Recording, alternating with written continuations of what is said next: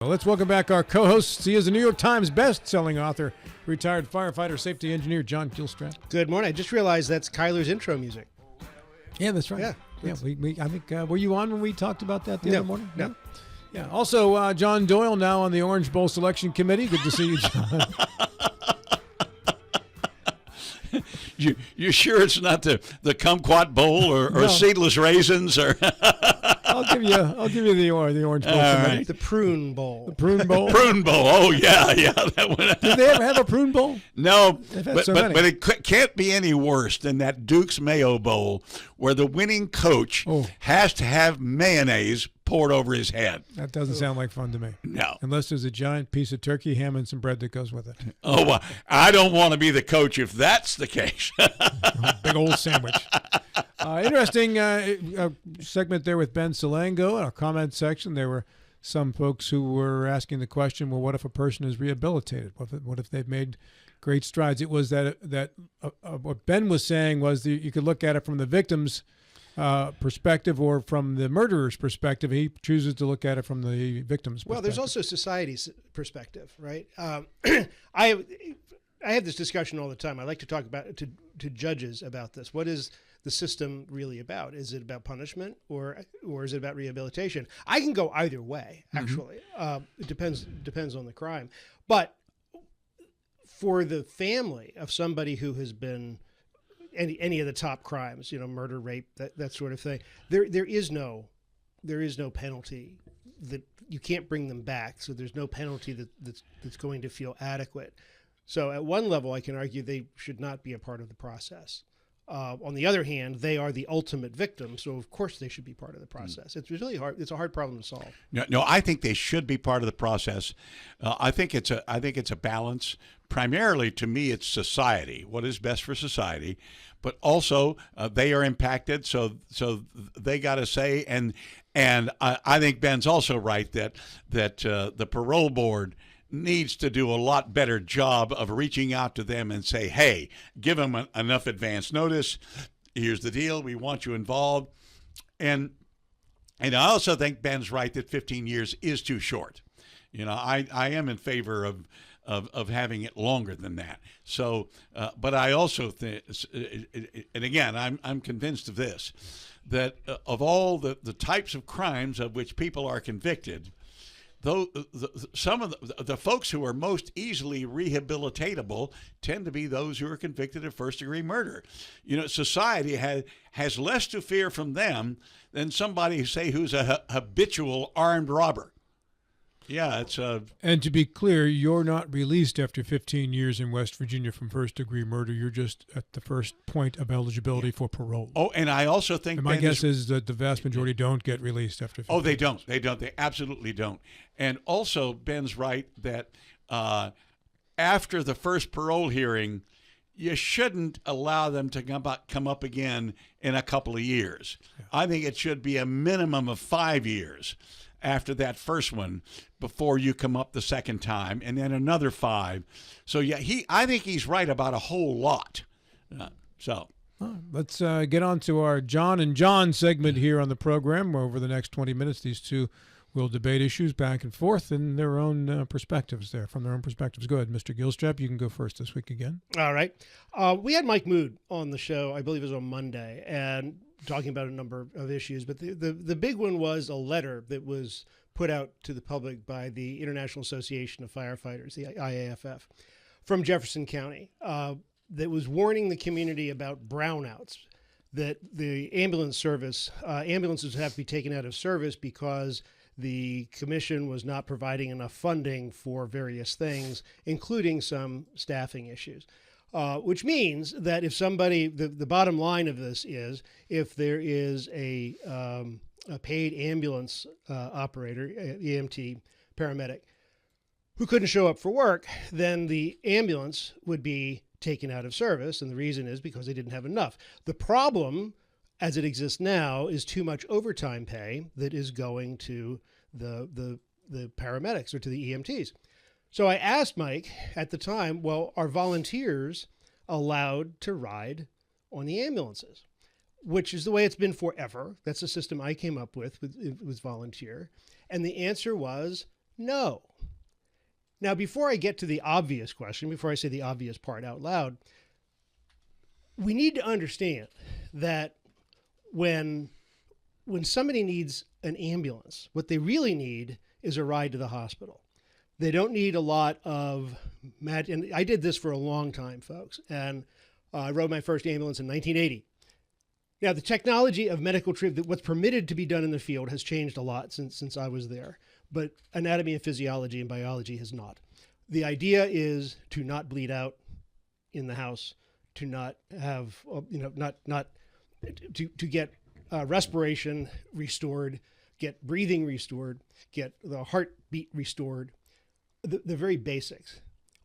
All of that is best done in a hospital than it is done on the scene. An ambulance is a box with wheels on it. It's a way to get somebody to the hospital. So when I asked if all of the firefighters in Jefferson County are required to be EMTs, the answer was no, which I find appalling. Because what should be able to happen if I'm elected king, rather than not if. No, there you go. Oh, wait a minute here. if an ALS, advanced life support, if an ALS operator, firefighter, EMT, I don't know what they call them here, can't show up, then you bump the unit down to a BLS unit, which means it's a basic life support manned by EMTs. Well, you got to have 2 EMTs apparently in order to run the ambulance. This is madness. What you need to do is get the box with competent people. I'm not suggesting you just put somebody on the street, off the street into the ambulance, but there's an easy solution to this, and that is to make sure that everybody who sits in a seat, whether it's in a fire truck or in an ambulance, has what I consider to be the basic element of medical training, which is EMT. It's not hard to get. It's not easy to get, but they're calling themselves professionals, right?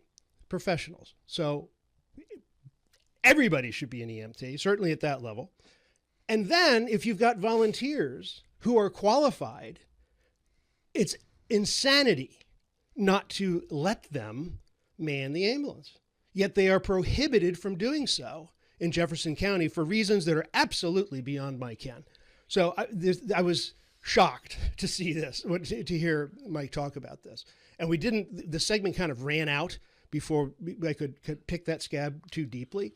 But I just, folks, if you live in Jefferson County, write to somebody. There is a solution to this. If there are displaced paramedics in Jefferson County when the switch happened, about the time I came on the station, so about 3 years ago, if there are qualified paramedics who are volunteers, they should be allowed to ride.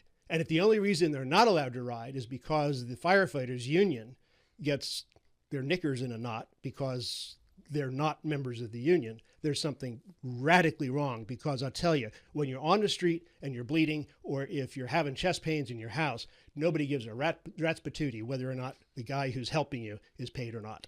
I've had one ride in an ambulance beyond my control, and I can assure you I didn't care that anybody on the ambulance was union or non-union. I only cared they were qualified to get me to the hospital. Mr. Doyle. I certainly do not have the depth of knowledge about this particular issue as Mr. Gilstrap does. However, this is part of a much larger issue in Jefferson County. Part of it is, does the Jefferson County Commission wish to take over all these volunteer fire departments and make them part of the commission's bailiwick, like they did with emergency services a couple 3 years ago? There is very much resistance from firefighters about that, and when I say firefighters, both the professional and the volunteers. Okay, paid and volunteers.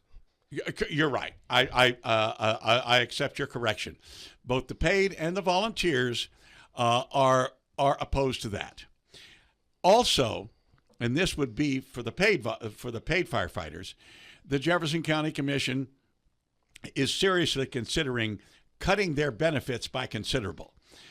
One example for life insurance, they want to cut it from $100,000 per person to $50,000 per person, and I think this would be for the whole family. I'm not sure about that, but there are a number of other things that they want to cut, and what you have is firefighters upset in general about where they see the county commission going, and so I think this is part of all this. I sense that if some of these other issues are resolved, that at least some of those firefighters would say, okay, fine, we'll give on this one in order to get these things that we think are really critical. So it's a question of negotiation. And it's all part of this attitude that the Jefferson County Commission has, that the budget must be flat. The budget this year must not be greater in dollars than it was 5 years ago or something like that, despite the fact that each year the revenue grows because property values increase, more people move, there's more property which is transformed into a higher use in terms of value, and therefore the revenue goes up. And even if it weren't, and this is from my 19 years on the Finance Committee in the House of Delegates, if you want a flat budget, there's a couple of things you have to be concerned about. Don't be adding programs, which this county commission is doing. Adding programs that cost money and saying we're still going to have a flat budget, that means you've got to find something else to cut. And you got to be willing to stand up to the people whose cow that is sacred when you cut it, and they're not willing to do that, or in many cases not willing to do that. Not just the Jefferson County Commission, legislative bodies generally tend not to want to eliminate sacred cows. But also, if you are in fact going to have a flat budget and you don't want to cut sacred cows, that means stop adding programs. Just don't do it. This is all part of this discussion, I think, and there's a series now of public hearings that the county commission is doing at different fire stations around the country. I think it started this past week, and there's one tonight and one tomorrow night, and there are none next week, but the second week in October, they're having 3 more. So I would urge all citizens of Jefferson County, go out to at least one of these, more if you can, and learn about this so you can communicate to the county commission what your opinion is. You said around the country, you meant around the county? Yes, around the county. I'm sorry. Okay, that's fine. I goofed up. That's all right. Just wanted to make sure we were clear on that one. All right, John, a response? No, I agree with all of that. There's a total lack of imagination to purport that the only way to keep ambulances from going out of service is to hire more people. That's intellectual laziness. And if you read down farther into, I don't know if it's in the letter or into a response that comes from it, some of the positions that are not being funded are some of these public outreach programs like CPR training and all of that, which are very valuable, right? But it's not as valuable as getting somebody to the hospital who needs treatment. These things, when you come to public services like ambulances, and frankly, I think less so with police, but that's just me. That's a cultural thing. But when it comes to fire and rescue, you start with the people who need help, and the dedication is to make sure they get help. Everything else is secondary after that. Command structure. How many chiefs do you really need? I will tell you, in a county this small, and I'm really going to get in trouble here, you don't need a whole lot, okay? You just don't. And when you look at this, is kind of the same with school administrators. You want the shovel now? You want the shovel later? But you start at the top and you see. We start at the bottom. You look at what you need on the street first, and you fund that if you need funding at all. You fund that, and then with what's left, you fund the supervision. But that's not how these things tend to work. You're saying supervision first, and then what's on the street last? No, he said start at the top. No. I meant, you're saying the way you think it's being funded is supervision first. Yes. Not the way it should be funded. Yes. Yeah, I understand your line of thinking there. All right, and on to you, Mr. Doyle. Okay, tariffs. As I read the U.S. Constitution, the President of the United States is absolutely has no authority to unilaterally impose a tariff.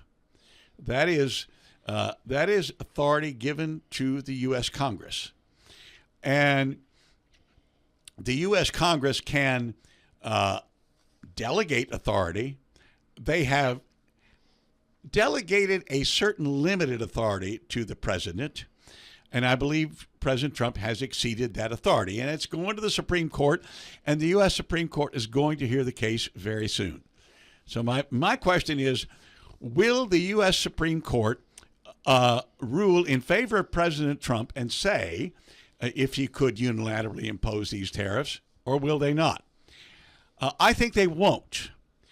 And I think they also, but I don't think it's because they realize the Constitution says he can't. I think there are 5 members of the U.S. Supreme Court who will want to save President Trump from his worst instincts.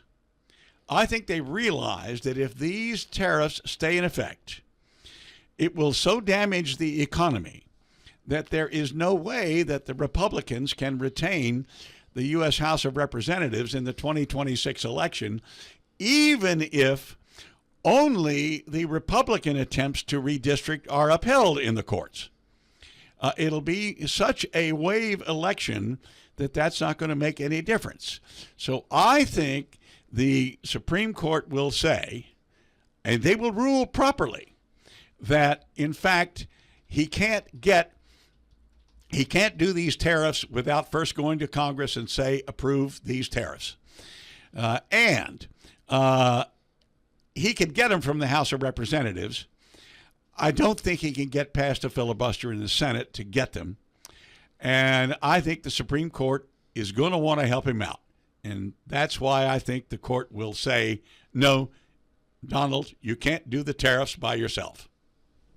All right, John Gilstrap. You're so cynical, John. I am shocked. I'm hurt. No, I actually, my knowledge of tariffs and how they work is really, I really had to go and do research. So I've got notes here.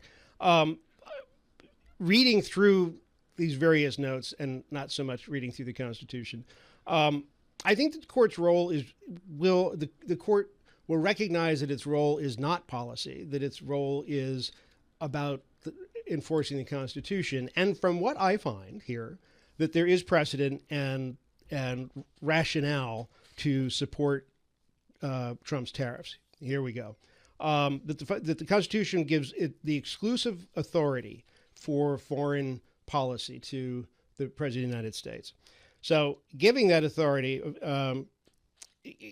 allows him to shape the national defense, which gives him authority over the inflow of materials and materiel for the defense of the nation. So in the case of materials that are coming from foreign actors like China, potential enemies, to increase the tariffs to essentially force manufacturing come back to the United States is an extension of the guaranteed powers of foreign policy and shaping foreign policy and shaping the national defense. There is actually precedent. Listen to this. In United States versus Curtis Wright Export Corporation, the court famously described the president as the sole organ of the federal government in the field of international relations, and Trump's tariffs wouldn't be a paragraph, but would simply affirm the constitutional design that entrusts trade enforcement and negotiations to the political branches, not to unelected judges. All right, there's historical precedent. The Trade Act of 1962 and the Trade Act of 1974, of course, which I'm greatly familiar, gave presidents broad discretion to raise or lower tariffs in response to foreign practices that threaten the U.S. industries or national security. Trump's tariffs on steel, aluminum, Chinese goods fall squarely within those statutory authorizations, to which I really can't speak. I'm going so far over my skis here. So in any case, there is precedent. There is the the constitutional application of power to the president for foreign, for all things related to foreign relations, and in that narrow space, he has the power to enforce these tariffs. So, because the Supreme Court is about constitutional issues and not about policy issues, I'm saying that they're going to fall in his favor, only because that's sort of my role here today. I don't really understand any of this. Takes me back to that debate. I don't understand what he said, and I don't think he does either. How am I going to debate with someone who says I have no understanding of the issue we're talking about? This is the level of economic theory that I just don't understand. The effect of tariffs, I get what they're supposed to do. They are supposed to force people to, okay, fine, we will build our stuff here. But that's 10 years from now. And meanwhile, we've got prices that are going to increase in the meantime. So you have that economic pressure, which makes it way less attractive to build your factory in a place that's but you're talking more. So there is. You're talking about policy. What I'm saying is I don't understand. I don't understand the theory behind tariffs. Now, I will tell you this: the guy that is doing the construction in my house for this that we're doing, he said he's seen 27% increases in various materials that he's using. He's seen no decrease in business. Well, and that's for now, yeah. But you're talking about policy. Those court cases you described, all of those, in each case, there was a much more narrower window granted to the president by Congress than you have in this case. Here you have a president just saying, hey, I can declare an emergency about anything and therefore basically levy a tax. A tariff is a tax. It's a sales tax. And the Constitution specifically says the president cannot do that. Only the Congress can levy taxes. Yet former presidents have. Under specific authority in specific situations. This is a much broader authority, and I believe that the judges will recognize that, but that is not the reason that they will rule against him. Well, you see that, but so this is the cynical approach versus the legal approach. Let's try to stick to the the less cynical approach. If in fact it is an exercise of foreign policy to target one nation, to hurt a nation, but that to target India so that they are being punished for buying Russian oil is a blatant exercise of foreign policy. By that logic, the president could unilaterally declare war on India. The president cannot do that because the Congress says, up to that point. You can conduct foreign policy up to a certain point. And once the Constitution says no further than this, that authority stops. Well, John, you better than anyone in this room would know the havoc and how much non-war can be wrought by a president without declaring the Gulf of Tonkin. Absolutely. Trivia question. Name the two ships that the North Vietnamese supposedly attacked at the Gulf of Tonkin. I can't right now, but I know I just read this not all that long ago because this comes up every year in Today in History. What were the two ships? They were destroyers, the Maddox and the Sea Turner Joy. There you go. How about that? Gentlemen, thank you. We are at the top of the hour.